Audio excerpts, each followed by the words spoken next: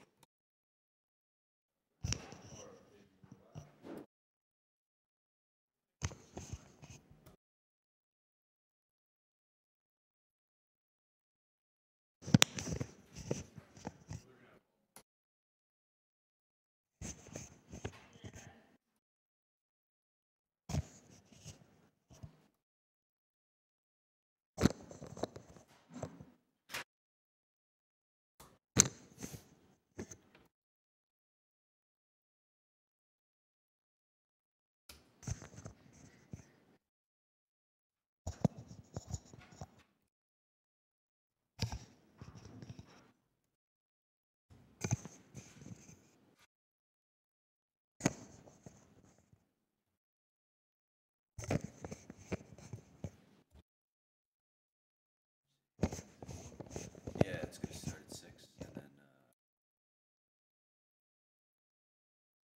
You didn't think it was home time, did you?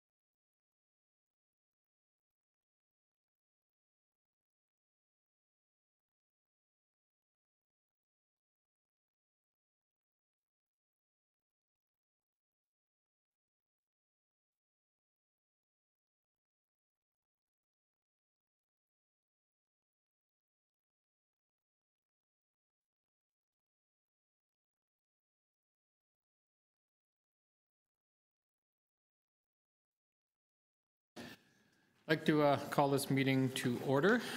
We do have quorum. We have 3 of the members of the subcommittee of the Budget Committee here, Councillor Layton and, of course, Councillor Carroll.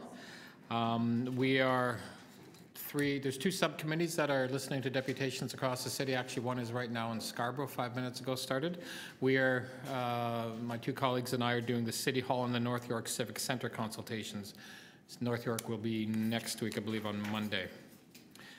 So I want to welcome all the members of the committee and, of course, council, public, and the media. We acknowledge the land we are meeting on is the traditional territory of many nations, including the Mississaugas of the Credit, the Anishinaabe, the Chippewa, the Haudenosaunee, and the Wendat peoples, and is now home to many diverse First Nations, Inuit, and Métis people. We also acknowledge that Toronto was covered by Treaty 13 with the Mississaugas of the Credit. And if you're not on, you can get on to YouTube at Toronto City Council Live or follow the meeting on your computer, tablet, smartphone at toronto.ca/council. We will be listening to deputations tonight on the 2019 capital operating and rate supported budgets. We will be beginning very shortly. There'll be 5 minutes per deputation. If there may be questions afterwards by 1, 2 or more of the councillors present. And I just ask the people who are presenting around 5, just before 5 minutes, I may give a little bit of a nudge just to let you know you're close to your time. We try to be a little bit flexible, of course, with finishing, but just want to let you know you may get a little nudge from me when you hit the 5-minute point. We have 16 people who are registered to speak.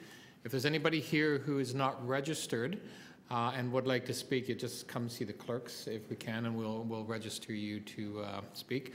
And we'll be going until we finish. So we'll begin. Any declarations of interest? I don't think there are, of course, but I do have to say it. So why don't we begin with the first deputation, Ellen Schwartzel from Toronto Field Naturalists.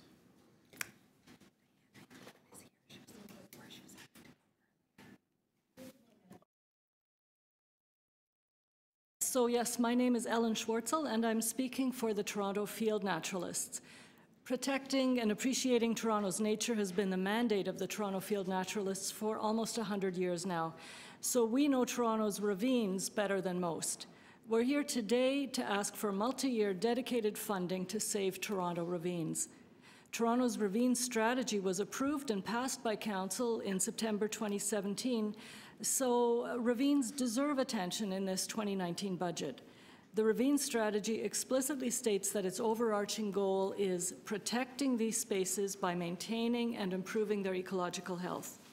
So we are asking for the funds to actually make that happen. And we're not alone in our request. Over the last 4 weeks, almost 2,400 Torontonians have signed a petition asking for dedicated funding to save our ravines. Torontonians overwhelmingly value our ravines. They love the access to nature, and rightly so. The City of Toronto's Biodiversity Series notes that Toronto is home to thousands of native species, bees, butterflies, plants, mammals, and more. For many people, Toronto's ravines are the only way that they can afford to connect with nature. So for a city that cares about equity, ravines have that vital role of bringing nature to everyone. Torontonians also understand the ecosystem services that ravines provide: carbon sequestration, air filtration, flood control, to name a few. Ravines are the lungs for Toronto. So ravines provide vital existing services, and we should be investing in them through this 2019 city budget. Until now, ravine protection and restoration has been funded in a haphazard and insufficient manner. Our ravines are under intense pressure from erosion, invasive species, climate change, and inappropriate uses. If our ravines are to be saved, dedicated funds must be set aside now and earmarked for ecological health. So that's what the ravine strategy is all about. And there are 3 things that we say must be done. We need to protect the best bits of our ravines first, and they are called the environmentally significant areas, or ESAs. The city actually mapped more than 80 of those almost a decade ago, but they are not safe or saved because there are so few management plans. We need a budget that can deliver management plans for every ESA with the urgency they deserve. Second, we need to agree on tools to measure and report on ravine ecosystem health. Without those tools, we're working blind. How can we report on something or protect on something that we don't understand or know how to prioritize? So we need a budget that will fund a system of measuring and reporting on ravine health immediately. And finally, we need to empower the volunteers. Many capable and accountable community groups in this city are already dedicated to protecting and restoring the ecology of our ravines. Our group alone, the TFN, has many ecological restoration professionals, botanists, biologists, horticulturalists, and stewards with decades of experience. They are champing at the bit to make a difference, yet those volunteers sit too idle because the city has a lackluster policy and insufficient staff to harness their potential. The city's natural environment community program and community stewardship program are poised to take the lead and facilitate training and oversight. So we need a budget that allows those divisions to staff up and grow to meet new responsibilities and expanded efforts. So in summing up, members of the Budget Committee, we ask you to allocate some real dollars and target timelines that will protect Toronto's ravines and focus on 3 immediate priorities: protecting the best bits, firming up the monitoring toolkit, and harnessing those volunteers. Thanks very much, and I'll try to answer any questions that you might have. Thank you. Councillor Carroll. Just one. The fact that the toolkit to even do this is inadequate, I don't think that's even contemplated as unfunded in the budget. I think the budget is silent on improving on the monitoring tool, is it not, or did I miss that? I believe that this budget, it's not really included at all. Okay. That's my understanding. Thank you. Yeah. Thank you. Councillor Layton, you okay? Yes. Okay. Thank you. Okay, thank you. Next is Jin Suju. Good evening. Good evening. Well, good evening, members of the Budget Committee. My name is Jin Soo-ju. I'm a resident and transit rider from Ward 10, Spadina, Fort York. I would like to thank you for the opportunity to share my thoughts with you this evening. I'm here to speak about my experience with poor service on the TTC and why you should properly fund it in this year's budget. I commute from my home at Queen of Spadina to my work at Yonge and Eglinton every weekday. On a typical day, it takes about 45 minutes door to door, but on a bad day, it could take well over an hour. The issue is that there are way too many bad days, often multiple times a week. These frequent delays have a huge psychological and economic toll on myself and my colleagues. We start the day frustrated and exhausted. We miss meetings. We lose our clients' trust. We waste time that could otherwise be used productively. I've also paid many taxi fares on top of having paid the TTC fare. But it's more than just daily commutes that are impacted. On a very personal note, last year, I almost missed my grandmother's funeral in Korea. I left early to go to Pearson, planning to take the airport rocket from Kipling. The subway was much slower than usual, and the service ended abruptly at Islington with no alternatives given. Increasingly anxious, I struggled to get a taxi and barely made it to the airport on time. The already painful journey home began in agony over whether the TTC could get me to the airport on time instead of reflecting on my grandmother's life. My intention isn't to fault the TTC. These are fixable issues, but only with adequate operational and capital funding. The TTC has been chronically underfunded, and this budget is no different. This budget does not provide funding even to meet the needs of current riders, let alone improve the service and support the growing population. Yet another fare increase is not the solution to this problem. It'll only incentivize riders like myself, to flee the system. Let me be clear, I love public transportation. Our individual and collective livelihoods are dependent on it. Funding the TTC is a vital contribution to the city's economy. More importantly, A functioning and affordable public transit is fundamental to building a sustainable, fair, equitable, and inclusive city, which I trust is what every person in this room wants too. I ask you to vote to increase funding for the TTC. Vote to cancel fare hikes. Vote to fund the 15-year capital investment needs. I trust you'll do the right thing. Thank you. Thank you very much. Councillor Carroll. So the timing, it's always been a frustration, the timing of the fact that it's the commission that has to approve a fare increase, but we have to approve it before we know whether or not the city budget committee with our other hats on is going to give us more funds, so they just do it. But currently, there's no multi-year outlook that even guarantees that there wouldn't be a fare increase again next year. If we could, because you gave us options there, reverse the fare increase, put money towards the 15-year capital plan that's now actually really well laid out for us. If we were to focus on capital and find a way to make sure that we could have a relief from having a fare increase next year, would that help us to keep riders on the system?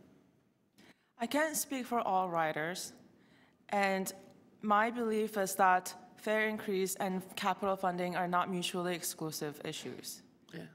And I don't want to be in a position where riders have to choose one or the other for continuous service and the service that I believe that Torontonians deserve. Thank you. Thank you. Councillor Layton. Thank you very much. I've been in that same position where you're trying to get to Kipling, to get on the rocket, to get to the airport and catch a flight for FCM. And when you start to slow down or traffic gets a little bit hairier, and all of a sudden you're worried about missing a flight. Yeah.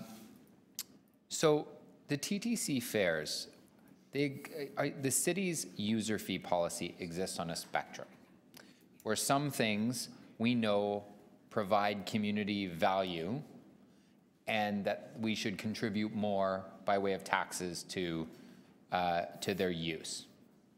And then the other end of the spectrum, those that are predominantly a benefit that individuals receive, they pay for entirely. The city has tended to lean towards the TTC and public transit as being one that is predominantly funded by the fare box, by riders, not recognizing that it's actually an enormous community benefit. Would you see it as being something that is benefiting you, or something by you taking public transit? Is it something that's benefiting you, or do you see it as something that actually benefits the city as a whole to have a healthy, a bit of a leading question, but didn't mean it to be that leading? I absolutely believe that it's funding the TTC or having a functioning public transportation system is of benefit to the entire city, not just the riders of the public transportation system. One reason is because it keeps riders like myself off the road, and that, we've all been stuck in traffic. I've been stuck in traffic, in a taxi, in a streetcar. I guess those are the two things you take on the road. So that's one thing. I also believe that it is a fundamental human right for us to be able to move around the city. And that keeps the city moving and its economy going. And nobody wants to be wasting time in the morning or in the evening where it could be put towards creating economic value outside of being in the subway. I barely made it here.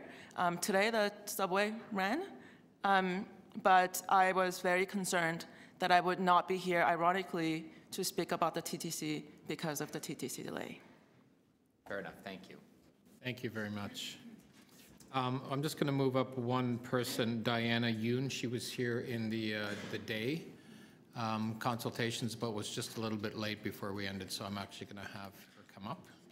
Thank you very much for your deputation. Welcome. Welcome, thanks. Okay, so dear Budget Committee, thank you for this opportunity to speak about the need for urgent investment into housing, transit, and climate action in Toronto. So my name's Diana Yoon, and I currently work at the Atmospheric Fund, and I'm involved in organizations like the Toronto Youth Cabinet, but today I'm here as an individual. I'm 23 years old, and downtown Toronto is my home. However, with the proposed budget as is, I'm concerned about the state of our city's infrastructure, particularly with regard to our building stock, such as Toronto Community Housing and the TTC, now and into the future. This underinvestment in public goods and services and the refusal to raise taxes to maintain the same level of spending as the city's population grows means that the future generation, my generation, will be the ones to face the brunt of these impacts. So when I moved to Toronto after my undergrad degree to start a college program, I was in shock to see how unaffordable Toronto is. Like many of my friends in school or in precarious employment, I lived in cheap apartments where landlords delayed repairs, resulting in bed bugs and leaky ceilings. Many people, such as those in Toronto Community Housing, have it even worse. When our rental vacancy rate is at 1%, when people are dying of homelessness in the cold, we should be doing everything we can to invest more into deeply affordable housing. Instead, I'm seeing reports that say TCHC is falling $3 billion behind on capital repairs, and that we would start closing community housing units in 2 years' time because of a lack of these repairs. With no rent control on new buildings, it will be even harder to find a place to live and stay in. So I think that we need a city budget that reflects the necessity of picking up the pace on these state of good repairs and invest deeply into housing. On another note, the budget proposes that the TTC will run over $30 billion, even without adding any new transit routes. The proposed budget reduces the scope of the Phase 2 of the Fare Pass discount plan and limits eligibility and increases the cost, which is already unaffordable for those who need it the most. You know, low-income residents in at-risk neighborhoods farther from the downtown core have poor access to public transportation, and the city's poverty reduction strategy says that they aim to keep transit affordable and improve transit services in the inner suburbs. But how can we do that when the TTC is chronically underfunded? Our subways break down often, and the TTC doesn't even meet its own overcrowding standards on streetcars and buses. And it'll continue to get worse if we don't invest. And lastly, considering the urgency of climate change, I would like to see the city commit to accelerated investment into Transform TO, the city's climate plan. Instead, the budget shows delays in hiring staff, a reduction of funds for the short-term acceleration campaigns, such as the electrification of transportation, which could have huge health and equity benefits. The revised 2019 funding of the Transform TO plan is at $5.4 million. The cost to fully implement it should be closer to $7.8 million. I really hope that, each year we can find sustained funding for climate change, because the urgency of the climate crisis is, it's really upon us, and other cities like Halifax and Vancouver have declared a climate change emergency, and Toronto has not done so. So we will need more deep investment to reach our 2030 targets, because reaching our 2020 targets mostly happened because of the coal phase out, and further investments to reach our climate targets will require more funding, and that could come from the province, from the feds, but I think the city needs to do its part as well. So I'm here as a young person who truly loves my city, and I want to see Toronto become the world-class city that I know it can be. For our city to be Toronto the good, to meet the needs of those who need it the most, we need to invest deeply in affordable housing, better transit, and Transform TO, which this budget does not currently reflect. Thank you. Thank you very much. Next is, I think we don't have any questions. We're good. Okay, I great. appreciate that. It's amazing. Anna Oliveira, sorry. Anna Oliveira? Not here? Okay. Gary Kinsman, and I guess Jocelyn Piercy.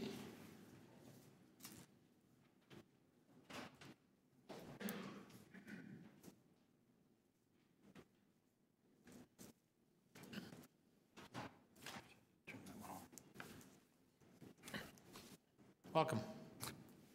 Good evening. If the committee members don't have copies of our deputation, we can actually give you ones, but you may already have them. I suspect you do. Did you give them to the clerk? They were sent electronically earlier. Oh. They were circulated? Okay. Do you want a copy, though? The They won't? Okay. clerks Okay. will give us a copy, but you can read it to us now. Okay, well, good evening. My name is Gary Kinsman. This is Jocelyn Piercy. We're here as members of the No Pride in Policing Coalition. The No Pride in Policing Coalition is a coalition of individuals and community organizations that are united in calling for no organized and institutional Toronto Police Services and other police force presence within Pride Toronto parades, marches, and street fairs. We are here tonight to speak in strong opposition to the $30 million proposed increase in the Toronto Police Services budget. The last few years have shown no progress in the Toronto Police Services treatment of our communities, and here I'm referring to the LGBT communities in particular. In 2017, we were out searching for months for missing trans woman Alora Wells when she was in the police morgue all along, but TPS had made little effort to identify her body. Most recently, we've been reminded in horrific ways that for a period of at least 10 years, a serial killer was stalking our community, and particularly the South Asian and Middle Eastern communities. Our pleas for help were ignored. Our community was blamed by the Chief of Police for police inaction as men went missing. Year after year, the police left men in our community vulnerable to murder. And they actively tried to shut down community efforts to respond to the missing person crisis within our community. Just as in the Jane Doe case, when the police made her and other women vulnerable to sexual assault, Toronto Police Services actions and inactions left men in our communities vulnerable to be murdered. The problem was not simply an individual one of individual police officers, but an institutional and systematic problem, and it needs to be addressed. Pride Toronto arose from protests against Toronto police violence, mass arrests, and public humiliation of transgender, gay, and bisexual men in the Bathhouse raids of 1981. The subsequent City Commissioned Out of the Closet report recommended the cessation of surveillance and arrests of adults engaging in consensual sex in public washrooms and parks. But here we are almost 40 years later, and TPS continues these practices, charging at least 77 men, mostly for trespassing, in Marie Curtis Park in 2016. And in between, in 2000, the Ontario Human Rights Commission mandated queer sensitivity training for all of TPS from the brass on down after the homophobic behavior displayed while raiding Pussy Palace and finding only a minor liquor license violation. But these decades of communication and training never seemed to be effective, as in 2017, a TPS officer, while making arrests in the gay village, told concerned onlookers, "He will spit in your face, and you're going to get AIDS." It is clear that without structural change in TPS, the bias-free training and other like-mandated initiatives they have undertaken in the past 40 years have not, and we fear will not, produce results. We do not wish to further fund this type of harassment of the queer and other communities. Last week at Pride Toronto's AGMs, an overwhelming majority of members voted to oppose an increase in the police budget. Black Lives Matter Toronto had to pressure Toronto Police Services into performing a full police investigation into the murder of Samaya Dalmar, a Somalian trans woman killed in her home in Danforth Village in 2015. Ongoing police harassment of trans and gender nonconforming people, sex workers, and poor and homeless people continues. More officers, better technology, official apologies, promises of training, and efforts to increase communication have not improved the way marginalized communities are treated by TPS to this day. Increasing funding of police inaction, harassment, and violence towards our communities is a violation of public trust. And most recently, we have heard from the Ontario Human Rights Commission that while black people in Toronto are up to 20 times more likely to be stopped, arrested, and killed by TPS officers than white people, even when the white people have weapons and resist arrest. This has to be addressed. In fact, while representing less than 10% of the population, at least half of all people killed in Toronto since the 1980s have been Black. We cannot increase funds to an institution that has so much power over people's lives, that has consistently resisted any substantive change to these racist practices. Instead, we think this $30 million should be spent immediately on ending the housing crisis, increasing shelter beds and opening shelters for women and trans people, creating safe, accessible, rent-geared to income housing, and funding overdose prevention programs as the Ontario Coalition Against Poverty has long been advocating. Use this money to raise social assistance rates and programs for all, regardless of immigration status, compensate families victimized by police violence, and support community-determined advisory boards and educational programs that address anti-Blackness, homophobia, and transphobia, and other oppressive attitudes and structures. This, not increased policing, has proven to be an effective way to reduce the vulnerability and support and safety of our communities. Thank you. Thank you. Questions, Councillor Carroll. So it's similar to the TTC. The police budget comes to us having already been adopted by the board, and so it's an uphill climb. But at the very least, what we can do is ask for greater discussion for it in budget committee and again at executive committee. Have you considered directing a deputation to the executive committee when budget comes there later on? Actually, Council, I don't believe there's no deputations as part of executive through budget, because we are an offshoot of executive, so the deputations actually come through here to executive. So there'll be no opportunity. Well, there may be an opportunity when we get later on to your first point, which was funding of, or even acknowledging and allowing police to return to the Pride Parade. I suspect that later this year that's going to end up being discussed in that venue or at the police board where the mayor is a member. So we'll make sure that he receives your deputation. I'm sorry for your loss, and I thank you so much for coming here today to a public forum. So we would really want to reaffirm as strongly as we can that we think you have the capacity as this budget committee to actually say no to this $30 million increase and to put that forward to City Council. So I really hope that you will listen to that message and take it to heart, because that is what people in our communities are demanding of you. I hear you loud and clear, but I'll be taking your words with me. I'll need the backup. Councillor Layton. We heard from several deputants earlier about the need to reinvest these funds or funding into youth equity activities to make sure that we help youth find a different path, and that is actually can help address our policing cost issue in the long run, rather than us just going down the traditional route that we have gone down for many years. Is that something, an approach that you would think would be better reflective of your position?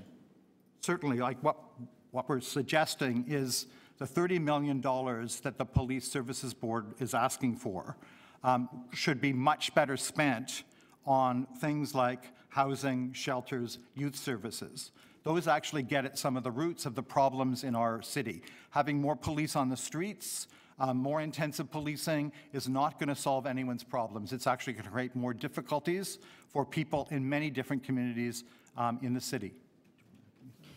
Yeah, it's how to make people less vulnerable, and shelters are obviously one of the important ways to have people, to increase people's safety and security and make them less vulnerable, and so we feel that the $30 million should be going to those endeavors. Thank you both. Next is Michael White. Is Michael White here?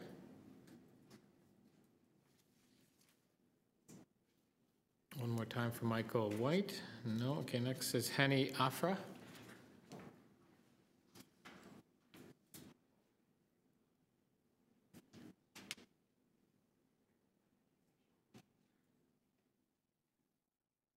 Good evening. How are you? Good. So you'll have 5 minutes. Thank you. I was gonna take my note out. That's okay. Thank you for having me tonight. I'm here to talk about today about the pilot project that is on the budget. And I'm here to talk to, I believe this is a privilege to be here. And I want to speak on behalf of my community. I believe being here is a privilege, and I'm here to speak for those that can't speak for themselves today. Our community is disadvantaged and marginalized in many ways, and some of us still live in poverty. And I wanted to share with you the benefit of access to recreational for younger kids. I grew up here, coming from Somalia, and came here as immigrant. I put my kids into swimming lessons, lining up night before, put them into lessons, and because of that, I was able to do that. My 2 older kids doing now lifeguards. And the pilot project, it's for 2 schools in Regent Park. I'd like to thank you guys for supporting revitalizing Regent Park because it's a beautiful neighborhood. But the people living in it is still the same. And I'm saying that is because we still struggle getting access to our beautiful aquatic center. And the pilot project will support those students that can get skills through learning swimming lessons and going to getting lessons through the city.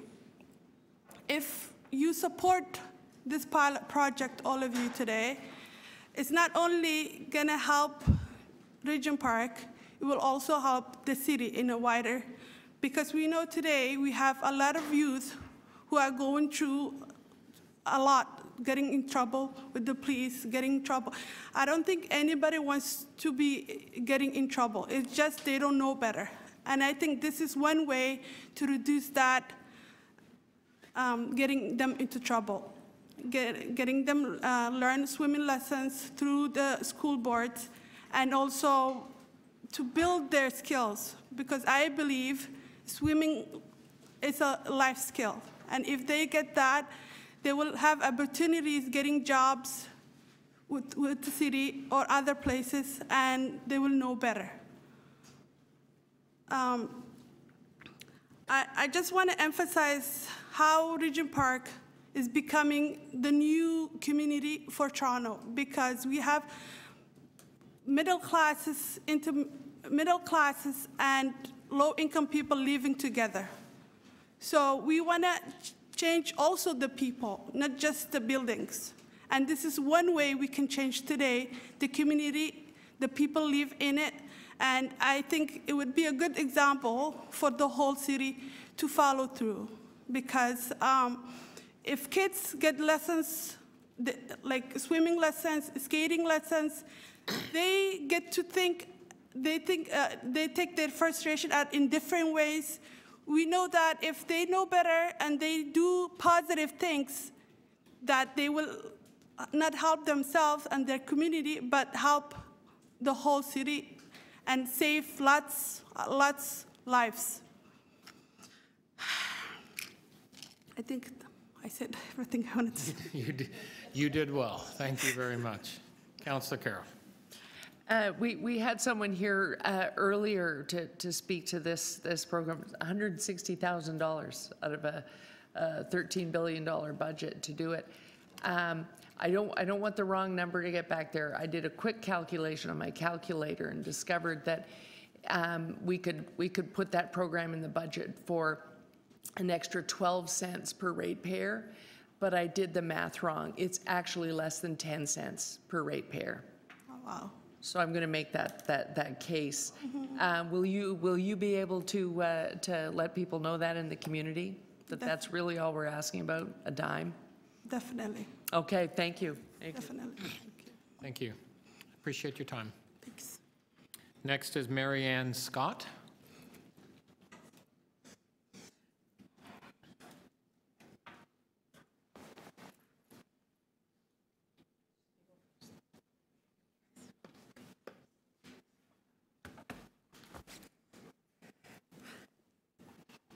Welcome.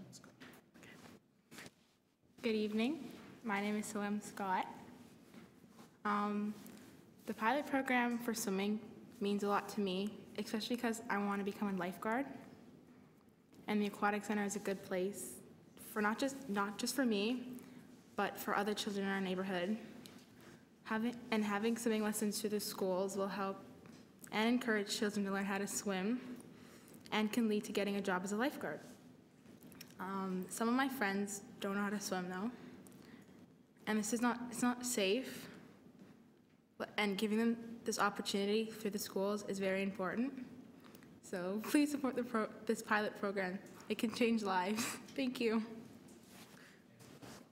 Thank you, Just a Councillor. quick question. I know I'm driving the budget chair. I'm just trying to get the whole case on the table, and I'm so happy you're here. Because I think you can probably answer a question. I already know the answer to this because so many young people have told me this. There's the aspect of drown proofing, making sure that people are safe. But what is it like to hit that middle school year and have to take swim class for the first time, and half the class knows how to swim very, very, very well, and then others don't know at all how to swim? How socially isolating is it?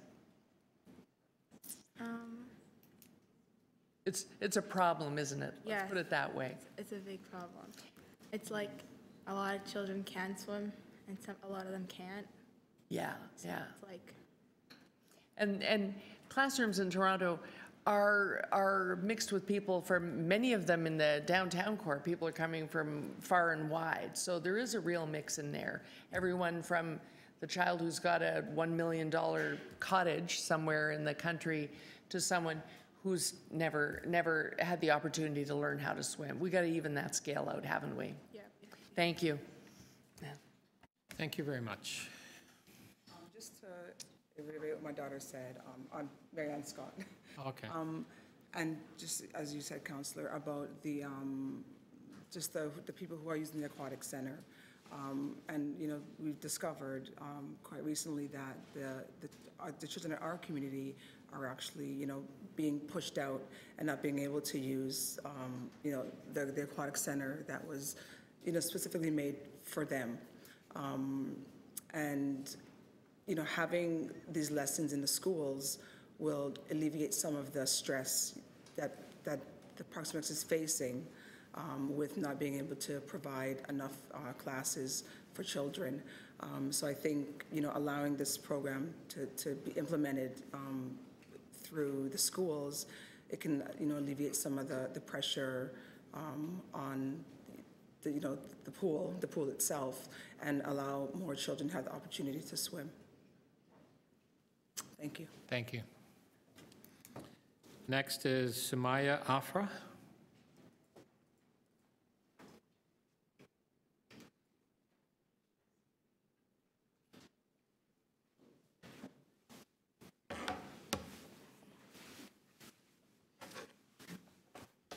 My name is Sumaya Iman, not Sumaya Afra. Okay. Dear members of the City Council Budget Committee, I'd like to thank you for giving me the opportunity to speak. My name is Sumaya and I am 13 years old. I'm here to speak about the issue that is going on in Regent Park, the access to recreational activities. I started swimming when I was 2 years old, and as I said before, I'm 13. I am now a lifeguard, and I am a lifeguard in training in Bronze Medallion. Signing up for the next level each season is a problem for my family and me for various reasons. The whole point of a community facility is so the community members within the community have access to those facilities. Schools such as Lord Dufferin and Nelson Mandela should have the right to add swimming into their physical educational curriculum. Communities, because the swimming facilities within the community and learning how to swim is a necessary skill for life. This is one of many reasons why the pilot project should be adopted. I'm fortunate enough to be able to go swimming lessons rather than other people who are not because my mom made a priority to sign me up and my siblings aren't able to help me and my mom to sign us up. Others, just like my friends, are not able to do the same to sign up because it's very competitive. You have to line up the night before on a school day. But if swimming was included into their physical educational curriculum, they would be able to learn how to swim without getting through a hassle. I hope you acknowledge this problem going on in Regent Park and adopt the pilot project. Thank you. Thank you. Thank you very much, I think. Good. Next is Salam Scott. Salam Scott. She just went. Oh, okay. Well, okay. Okay. Then Lauren Craig. Lauren? Is Lauren here? Craig? Oh, there she is. Okay.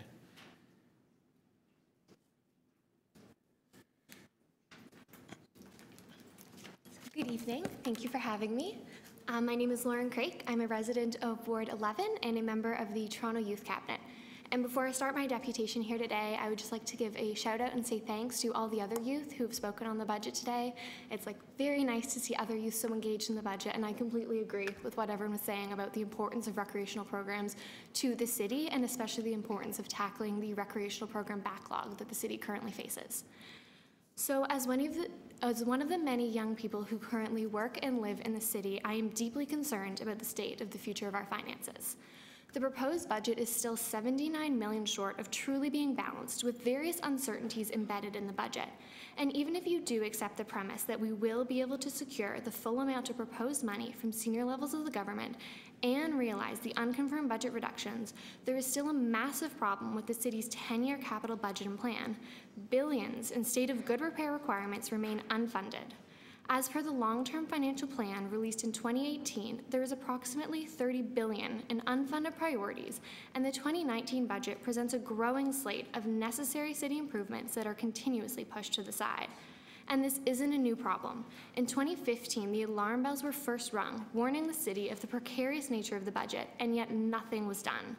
In 2019, we have allowed our capital backlog to balloon, especially for key city assets such as the TTC, Toronto Community Housing, and Transportation Services. While I understand the difficulties of assembling a budget in a post-election year, I would urge this committee to expand the scope of their analysis. We can't make every budget focused on avoiding the current crisis. Our budget should prioritize adequately investing in important initiatives to future-proof the city and avoid costly crises in the coming years. The TTC's backlog, irrespective of the 15-year capital improvement plan, is slated to increase over 1,400% in the next 10 years. By comparison, the city has prioritized paying down the Gardner's backlog, reducing its massive state of good repair bill to almost nil in the same timeframe. Considering the Gardner maintenance tends to benefit those who do not live in the city, whereas transit is vital for Torontonians and especially our city's youth, I think it's unacceptable to be prioritizing Torontonian tax dollars in this manner, especially when you juxtapose this with the fact that TTC fares are increasing.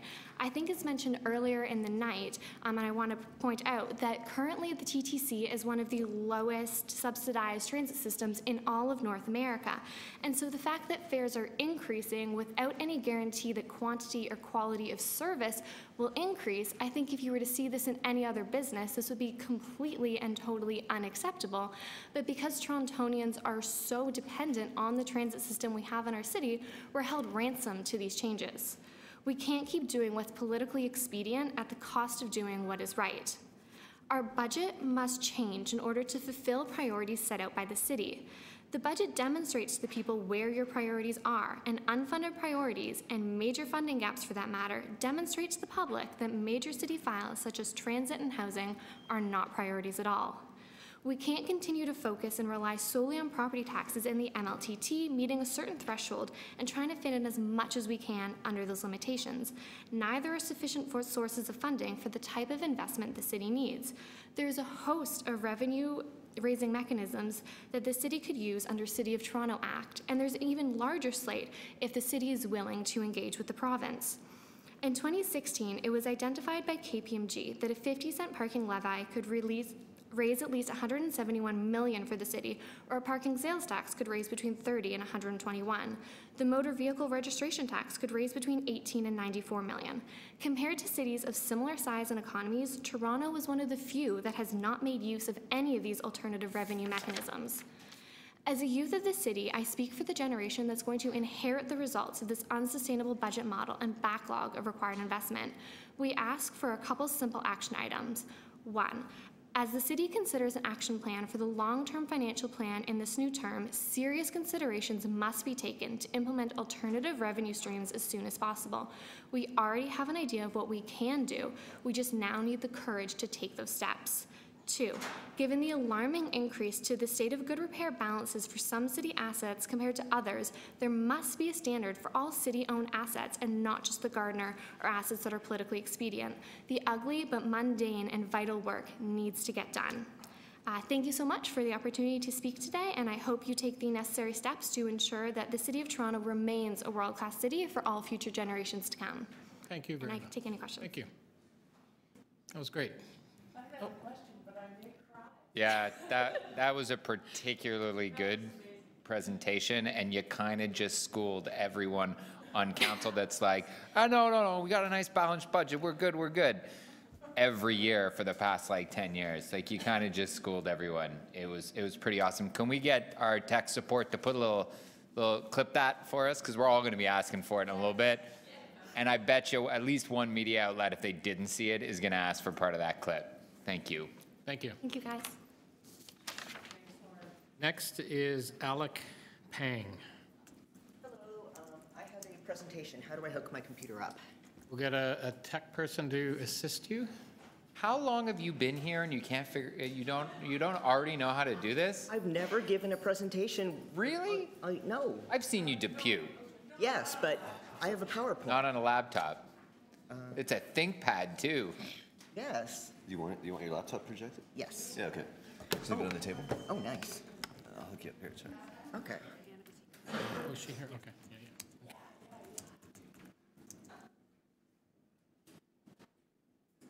Yeah.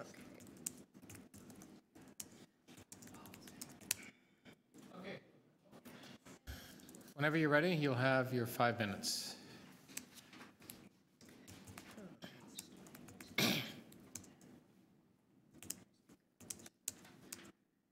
Good evening, Budget Committee.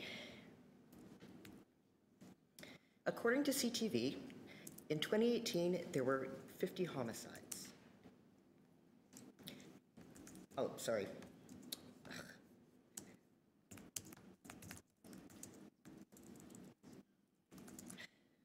Hold on a second.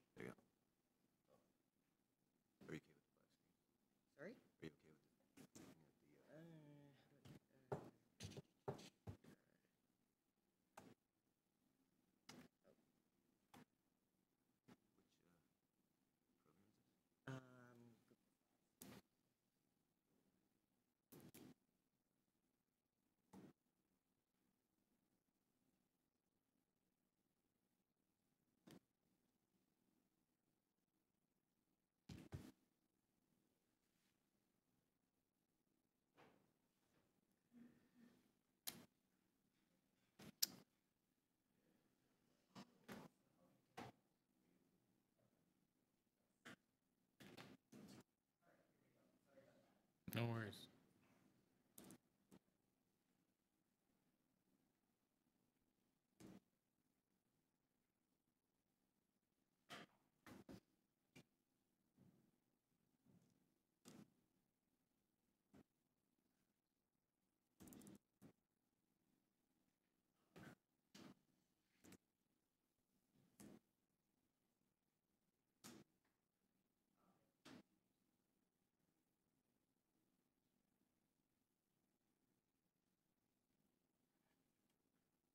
All right.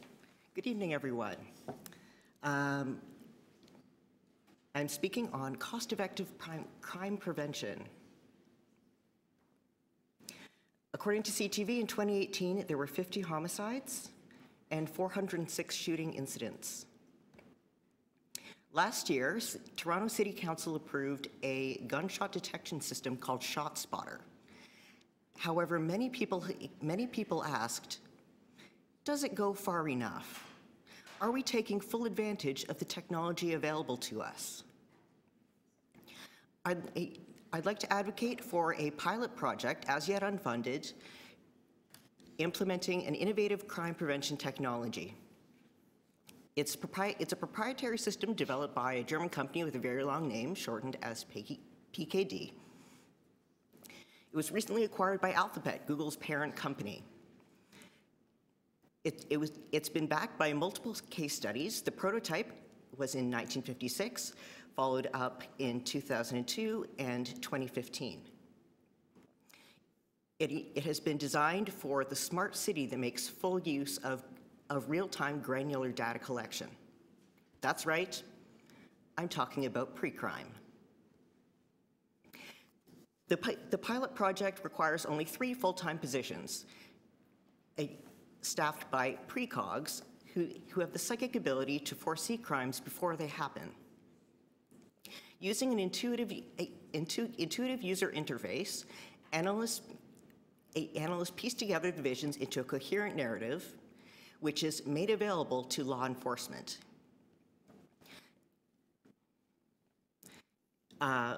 Potential criminals, that is to say, everyday residents, are tracked using retinal eye scans built into the surveillance infrastructure that will be part of standard smart city districts, such as the project we're seeing undertaken by Sidewalk Labs on the waterfront.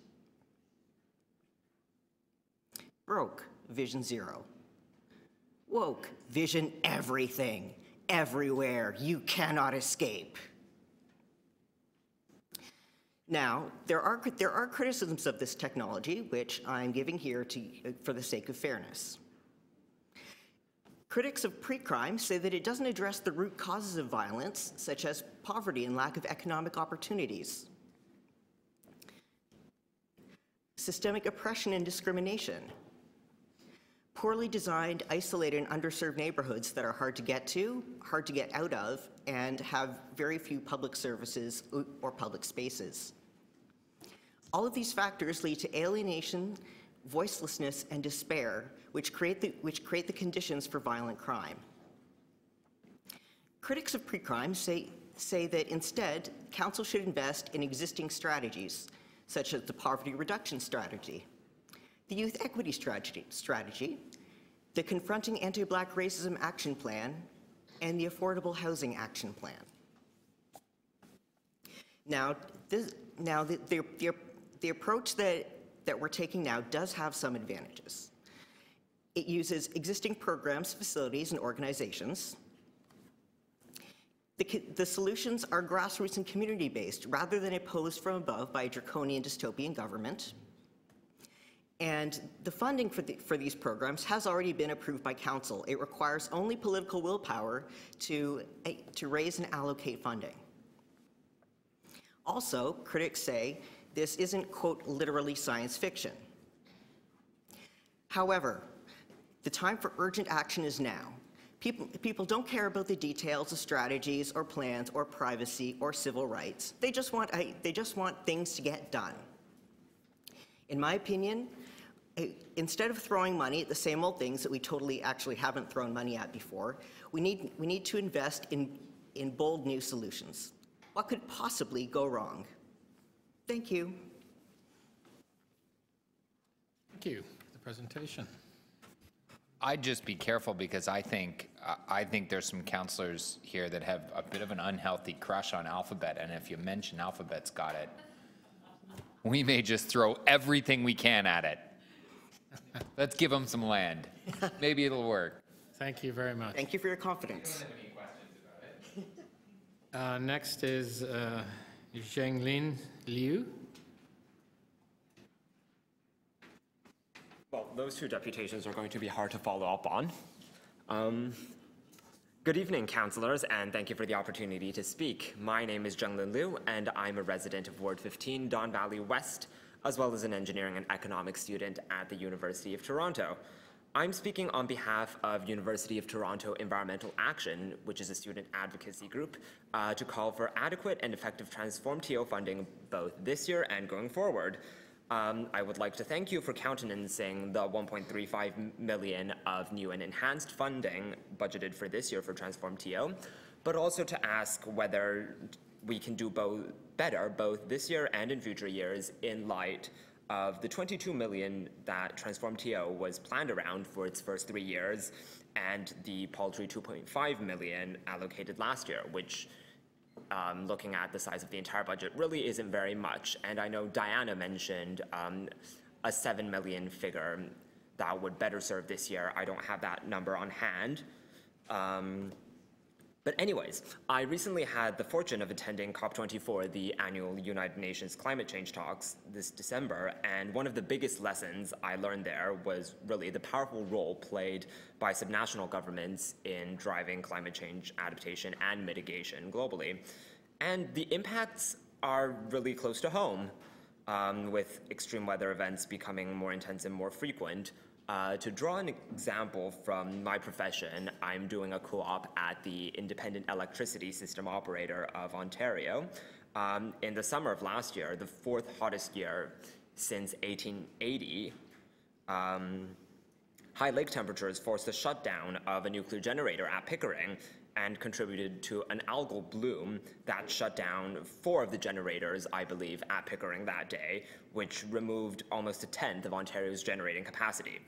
And then there was the Ottawa tornado, and as the Vice President of Federal Affairs at the Insurance Bureau, Craig Stewart, said, we simply don't have enough tradespeople to rebuild after an event at this point. So climate change impacts almost every aspect of our lives as Torontonians, and we really must mitigate and adapt.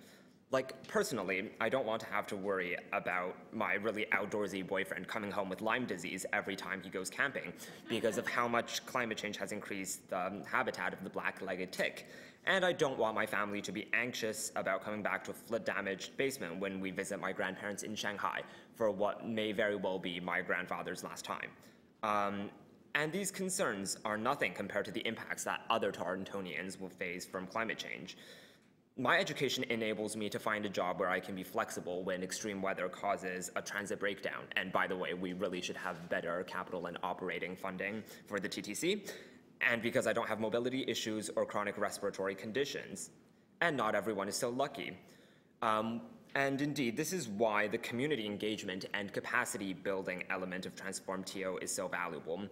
We might be meeting the 2020 emissions targets early and not entirely because of municipal action, but the city can certainly do more for low-income and marginalized groups, especially considering all the horrible clothing donation bin deaths that we've been hearing about.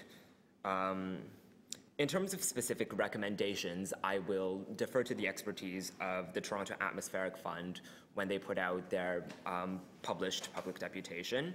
Their call for deep retrofits in the building sector and more support for electromobility particularly resonate with me.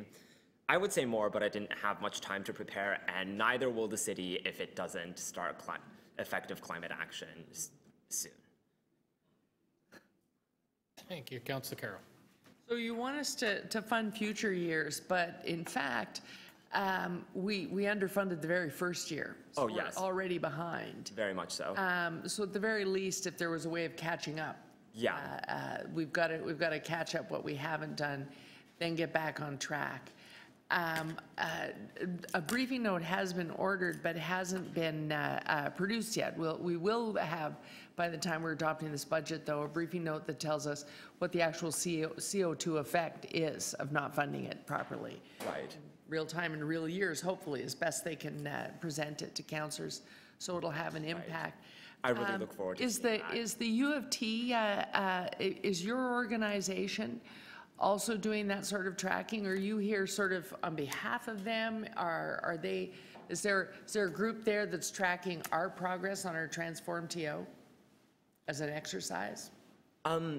Well, I know one of the faculty members that I'm familiar with works with the Atmospheric Fund, but my group at U of T is just sort of more to inform students on what's going on and mobilize students to come and talk to legislators like I'm doing now.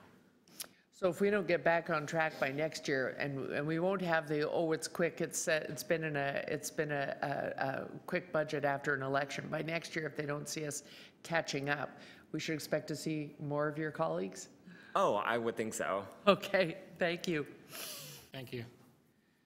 And next, we're going to actually go back to Anna Oliveira. Oliveira, she's here now, so we'll hear you. Welcome, Anna. How do you pronounce your last name? Oliveira. Oliveira, okay. Yeah. Hello, councillors. My name is Anna Oliveira. I am here to speak about the low-income transit fare, pass, and TTC issues. I urge you to fully fund the fare pass this year and even bigger discounts.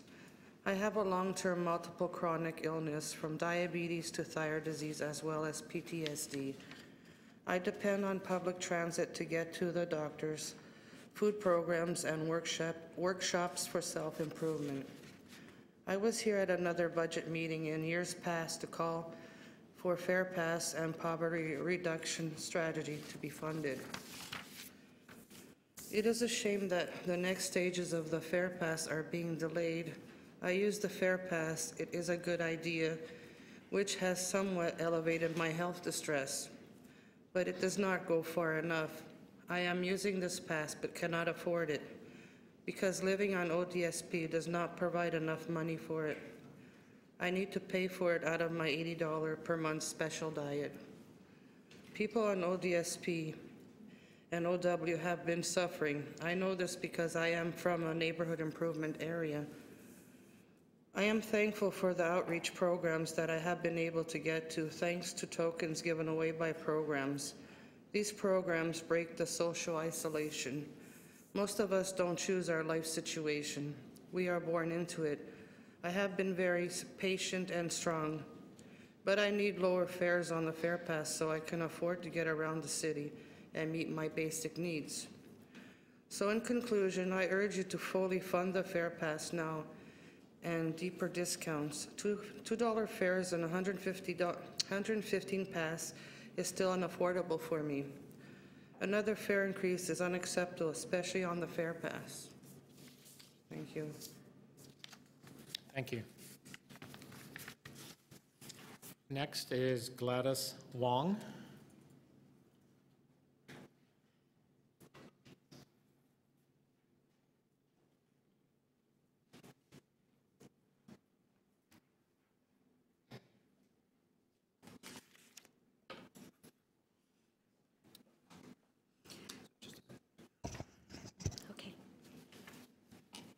Good evening, councillors. Thank you so much for the opportunity to speak tonight. My name is Gladys Wong, and I'm the Executive Director of Neighborhood Information Post, a social service agency in downtown East, Ward 13. And I'm here today with our trusteeship worker, Drew Dice, and we're going to talk to you about our trusteeship program. I'm going to ask Drew to start by telling you a bit about our, the services that we provide in the program. Yeah, thank you. First and foremost, what we provide for our clients is timely rental and arrears payments.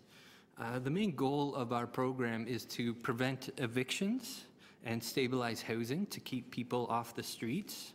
One of our clients spoke this afternoon, and an important point came up, and I just want to reiterate that, and that is that a lot of our clients, due to, mental health and addiction struggles, they come to us with a lot of arrears, sometimes as high as $5,000 or $6,000. In extreme cases, I've seen up to $10,000, which, on a side note, I just want to say that shows a lot of compassion on part of these landlords to let bills get that high before they evict people. I think that's great. And we can help pay that money back, and that's money that would obviously otherwise be lost, and private landlords would never see that money again. But one of our biggest landlords is Toronto Community Housing. So the point that was made earlier today is we're effectively helping the City of Toronto get that money back by helping to pay these arrears to Toronto Community Housing. Some of our other services that are worth mentioning is we create electronic transfers customized to fit clients' needs for rental and other bill payments, and that is a special service that other trusteeship programs don't offer. We assist in acquiring IDs and bank accounts for our clients, helping them apply for various forms of income and financial support, such as transitioning from ODSP to CPP or ODS or Old Age Security. We help develop an individualized monthly budget and savings plan for our clients. We improve relationships with landlords, creditors, service providers, and banks. A note about landlords, when a landlord finds out that a trustee is getting involved with their tenant, they're far more likely to feel secure that everything is going to be paid on time, so they're less likely to send that client to a housing tribunal or, have an eviction notice served, and so we can take pressure off of that system as well. We also help with financial literacy education, life skills development, advocacy for a number of issues that pop up in the daily lives of our clients. Some statistics. We're currently serving 240 vulnerable individuals. Approximately 190 of them reside in Ward 13. The majority of our clients have a history of being homeless due to mental health issues, addiction, declining cognitive functioning, and disabilities. Approximately 40% of our clients are vulnerable seniors, and that is something that I see more often. I've been doing this job for about 2 years, and I receive calls every week from social workers who are looking for a trusteeship program for their client who is transitioning from the shelter program to independent living. And we try and do what we can, but the fact is, sadly, I have to tell them, all I can do for you right now is put you on the waiting list and, keep your fingers crossed and hope that we get more funding. That's what I tell them. Yeah, and as Drew was saying, the program actually has been highly successful in keeping high-need individuals in stable housing and averting eviction. As Drew was saying, approximately 98% of our clients are currently in stable housing. The remaining 2% are in the process of looking for housing, or they've been evicted as a result of non-financially related issues. Having a trustee, as Drew said, makes it easier for vulnerable individuals to access housing, and landlords will feel more comfortable accepting them as tenants. Currently, we receive about 20 referrals from the City of Toronto on a monthly basis, and we have 20 people on our waiting list. Our current funding is $291,000 a year. This translates into approximately $1,200 per individual per year. It is highly efficient and effective in terms of keeping vulnerable individuals away from the shelter system, staying in stable housing, and improving their life situations. It has been a challenge for our agency in meeting the increasing demands for trusteeship services in Ward 13. We absolutely do not want to make people wait, and therefore we're here. We would like to ask for an additional $70,000 to sustain and enhance our existing trusteeship services. This will enable us to help at least another 50 to 60 clients from our community, and it will also help us establish an additional access point for vulnerable individuals to access trusteeship services. It will ensure that clients referred to our program from the City of Toronto Streets to Homes program will receive immediate comprehensive money management and trusteeship supports to stabilize their housing. Thank you. Councillor Layton, I think you had a question or two. Thank you. Thank you. I find this fascinating. Are you the only organization doing this, or are there other ones in the city that have the same trusteeship model? We are one of the agencies in downtown East. I believe Good Shepherd also has. Good Shepherd But I'm not sure if they're funded by the City of Toronto. I think the City of Toronto also funds LPN Neighborhood Services out in the West End. It's a relatively small trusteeship program, and also St. Stephen's. Yeah, I think it's important to note there are two things that make us, set us apart from other trusteeship programs. Number one is we offer bank transfers, which makes things very convenient for our clients, especially the seniors who have trouble leaving their homes. And the other thing is we also deal with clients who are receiving old age security and CPP. Some of the other programs will only deal with clients receiving ODSP. So do you have any idea what the potential is? Because keeping people in housing and out of shelters is a huge savings on the city, enormous. That $1,200 a year, how long do people typically remain as using your trusteeship services? Is there like a number of years when they're out of arrears, do you continue on? Yes. It's difficult to come up with an average because for some people, especially people with severe intellectual disabilities, it's a lifelong program. For others, we try and have them in and out of the program within 2 years or so, once they learn how to become financially independent and manage. We used to have this great graphic that demonstrated the cost of how permanent housing versus shelter versus hospital, and I can tell you the difference was probably more than $1,200 a year from that housing to that shelter, and it was probably $30,000 difference when you bumped it up to once someone's out on the street and you're having them in having to put them in a hospital repeatedly throughout the year. Do you have any idea what the potential is across the city to scale the model up to help keep people in their homes? Like, what if we built the same program for the downtown west side, or for Etobicoke, or for Scarborough? I think it's very important, and I think right now we're seeing a lot of needs in the West End, particularly in Etobicoke. They have one program at LPN Neighborhood Services, but I don't think they have more than 30 clients in that program right now. So it would be great if our agency is able to establish, and actually the City of Toronto staff have repeatedly asked us to establish a satellite office in Albion. With our current funding resources, we're not able to do it, but with additional funding resources, we would be happy to create a satellite office right away in Albion. Just what is the funding envelope that you currently draw your funds from?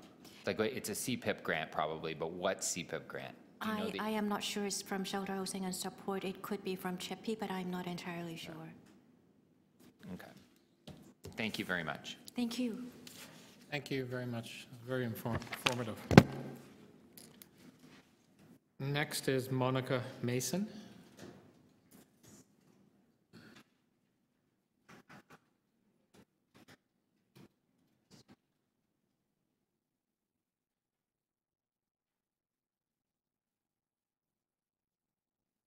Welcome. Hi, Budget Committee. Thank you for the opportunity to speak here today. I am absolutely not a municipal budget expert, but I appreciate the chance to participate in a civic forum. I'm a recent university graduate from an environmental program, and I'm a member of Climate Fast, a climate advocacy group here in Toronto.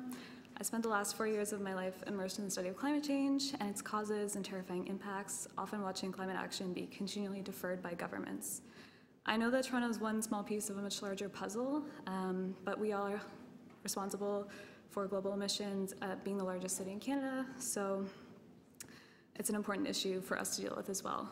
Recently, news broke that 1/3 of Himalayan glaciers are in serious decline, threatening a population of 2.5 billion people, stretching from Afghanistan to Western China. And similarly, scientists have reported that the Antarctic Thwaites Glacier is declining at a far more rapid speed than previously thought. An extreme sea level rise may threaten coastal populations by the time that a newborn today reaches their 30s. As touched on by previous speakers, here in Ontario, we already see an increase in climate impacts like Lyme disease rates, increasing wildfires, and extreme weather events and their associated damages. So I'm sure you all know that Toronto is halfway towards the 2030 GHG reduction target of 65%. It's ahead of schedule, and while the track record has been great so far, the target of 80% reduction by 2050 is still inconsistent with Canada's COP21 pledge to limit global warming to less than 2 degrees Celsius. And it's this upcoming decade before 2030 that will require the most accelerated effort to avoid dangerous emissions. So according to a 2017 Transform TO report, the pace of change of the City of Toronto is still inadequate to reach these 2050 targets. The plan developed in 2016 projected 2019 costs of $7.83 million. However, this has recently been revised to $5.44 million. That's $2.39 million less than the original plan. And the hiring of staff has also been deferred from 10 to 5. So from my understanding, this is due to some circumstances beyond the control of the City of Toronto, and I completely get that. However, the timeline that we've been given means that the next decade is the most important to deeply reduce emissions. So the time to commit to climate action is absolutely now. As a citizen, I would love to see a commitment to real climate action and adequate funding of the Transform TO plan through the crucial upcoming years. So that would include a lot of the stuff that the Atmospheric Fund has spoken about and previous speakers have spoken about, including prioritizing a focus on deep retrofitting in buildings and building standards that mandate close to net zero emissions by 2030 in new buildings being built.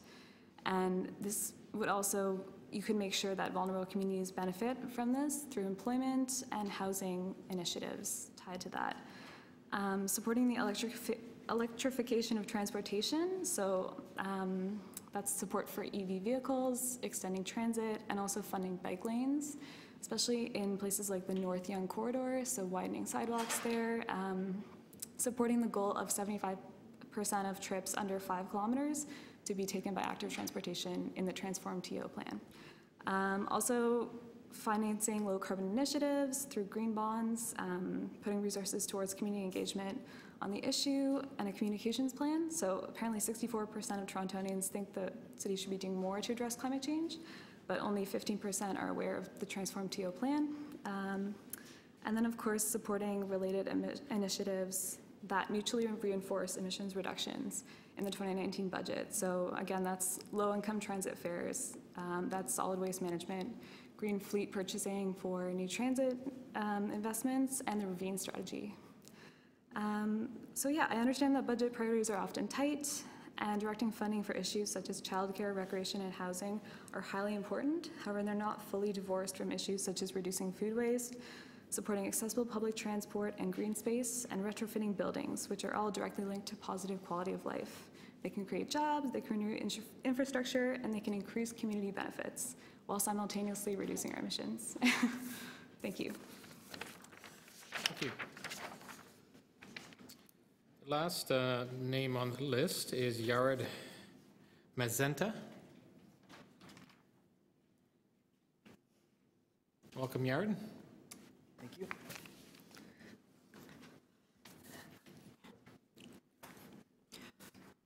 Good evening, committee members.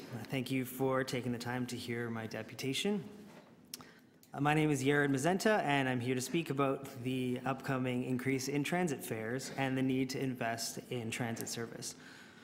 I'm a resident of Ward 9, Davenport, and I ride the TTC regularly as I do not own a car. 3.5 years ago, I moved to Toronto from my previous home city of Edmonton, Alberta. And one of the things that drew me to the city was its seemingly excellent public transit system. I was allured by the idea of living in a big city that had high-quality public transit, an efficient subway system, smooth streetcars, and frequent, reliable bus service. Unfortunately, the TTC very quickly showed me just how much was left to be desired in our transit system. First, it was the streetcars. Smooth, maybe, but not exactly swift, I learned. There's nothing quite like the sad realization that your streetcar is moving so slowly that you're better off cutting your losses and getting off and walking. Then it was the subway. Standing on the hopelessly crowded platform at St. George, watching the 3rd, 4th, 5th packed subway train go by, and silently hoping that I make it out alive, never mind on time for work. And so I started to realize that maybe Toronto's transit system isn't quite as glamorous as I had once thought. Then in November of 2015, I broke my leg while I was playing basketball, and I was put in a cast and crutches. And then I discovered the fresh hell that the TTC is for people with mobility issues. Needless to say, every day was a struggle, and my commute time basically doubled as I had to take an alternate, less frequent bus that would actually take me to an accessible subway station. And last but not least, my bright-eyed, bushy-tailed view of Toronto's transit system was firmly crushed by the 29 Suffern Dufferin bus. What I once believed to be a fast, frequent, and reliable bus service turned out to be the opposite. The buses almost always bunch in 2s and 3s, so that if you're lucky, you might catch one right away, but when you're unlucky, you're stuck waiting for 25 minutes outside in the cold on a 10 minutes or better route. The buses have no priority on the roadways, so they're constantly stuck in traffic and behind schedule. And of course, like all of Toronto's transit, the bus is always jam-packed. Heaven forbid I might one day actually get a seat on the 29 Dufferin. All of these experiences slowly, steadily chipped away at my faith in the city's transit and made me realize just how far the TTC has to come before it can even think about calling itself a world-class transit system. And yet, none of that seems to stop the city from feeling entitled to charge world-class fares. I remember being absolutely gobsmacked by the price of a Metro Pass the first time I bought one. To this day, I still cannot fathom how a person can take the TTC twice a day, every single weekday in a month, and it still isn't worth it to buy a monthly transit pass.